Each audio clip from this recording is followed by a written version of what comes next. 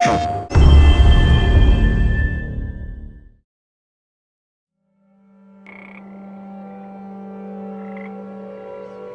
The Last of Us, nature takes over society again and takes over the civilization. We imagine how it would be when a catastrophe happened all of a sudden and everyone had to drop what they're doing, pick up whatever they can, and leave.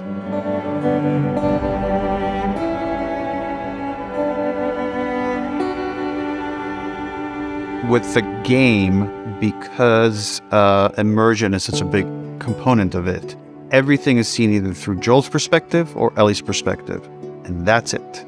And because we want you to spend a lot of time with them, moving from space to space in real time and becoming them. With the show, no core loops in a TV show other than to sit there, watch, and enjoy it. I believe, and I know Neil agrees, we're obsessed with details. The details are everything. Your watch is broken. It's almost like there are details in places you can never see. What's your business here? Got the day off. All right, move on through. Thanks. In the QZ, we wanted to design that city as very hard and cold. That's why the lighting in that area is very bluish and overcast. We like to create this atmosphere like you're in a prison. Checkpoint's still open. It's very oppressive in the Boston QZ, and we want to express that right away with everything you see. You see men with guns, you see fences up everywhere, keeping you from walking anywhere other than where the government wants you to be. You won't see a lot of trees in the QZs, you won't see a lot of grass. Everything is very sterile, everything is man-made. You can see the misery of what's happening and how society is very desperate and frustrated. I think in a really harsh way, he's figured out how to survive. Smuggling contraband, carrying out deeds. Let's go wrap this up.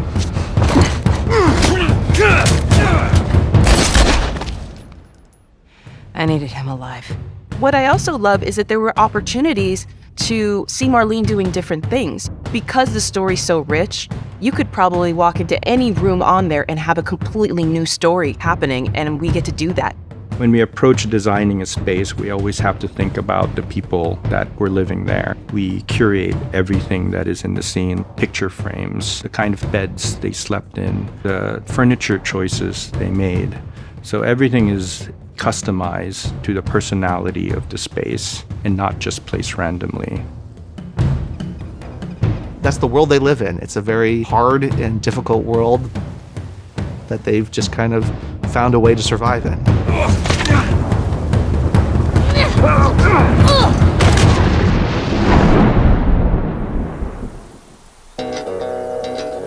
In Billstown, you have a small town that is run by Bill. Don't touch! He lets nature take its course.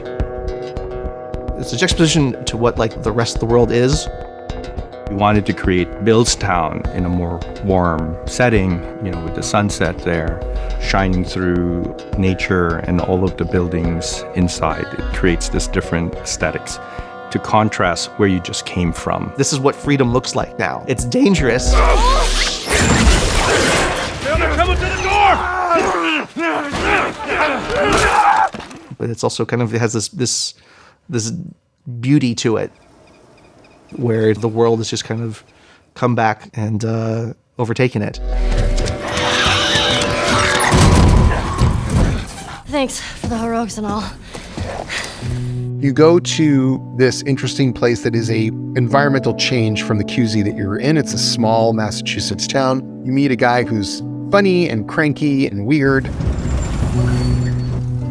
That girl nearly got us killed. She did hold her own back there. As reluctant as Joel may be, there are real relationships in place. These are the only human relationships that he has, as much as he may not express his feelings towards those relationships. They mean everything to him.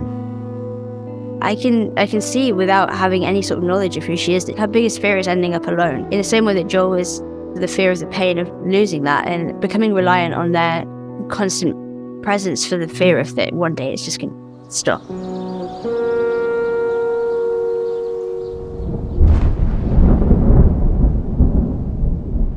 There's a lot of darkness in these games. It's going to sound weird, but when I'm making these animations, I'm trying to pull as much light out as possible, despite of kind of what happens throughout it. I've now heard from a couple of people that have watched the whole show and went back to play the game, and they said the game feels richer now, having watched the show. If you don't think there's hope for the world, why bother going on? It was very much going through the screen as if the screen is a portal and you're in it. You haven't seen the world, so you don't know. You're in the game, and you couldn't have asked for a more complete experience. I still think that there's kind of a glimmer of hope in this game. I think there's a glimmer of hope in every animation that we make. Ellie exploring the world, that's not a dark thing. It's a lighter way of seeing a very dark world.